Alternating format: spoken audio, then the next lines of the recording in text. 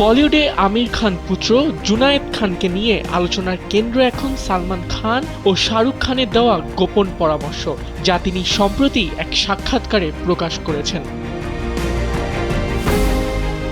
জুনায়েদ খান জানান, তার প্রথম সিনেমা মহারাজ মুক্তির পর সালমান খান তাকে শুভেচ্ছা জানিয়ে আরও অ্যাকশনধর্মী সিনেমায় কাজ করার পরামর্শ দেন। এরপর লাভ ইয়াপ্পা প্রসঙ্গে সালমান খান রসিকতা করে বলেন, রোম্যান্সের পর এবার অ্যাকশন হিরো হিসেবে নিজেকে তৈরি করা উচিত।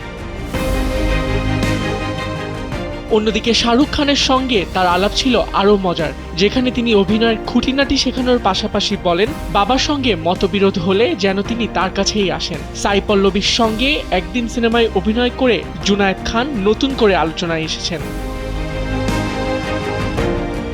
সাক্ষাৎকারটি প্রকাশের পর বলিউড পাড়ায় বিষয়টি নিয়ে হাস্যরস ও আলোচনা দুইই তৈরি হয়েছে। কারণ দুই তারকার মন্তব্যকে অনেকে ফান গাইডেন্স হিসেবে দেখছেন, আবার অনেকে জুনায়েদের ভবিষ্যৎ নিয়েও কৌতূহল দেখিয়েছেন। জুনায়েদ অবশ্য এসব পরামর্শকে হালকা মেজাজে নিয়েছেন এবং জানান, তিনি নিজের মতো করে অভিনয় ক্যারিয়ার গড়ে তুলতে চান। আবিদ খান, সময়ের আলো।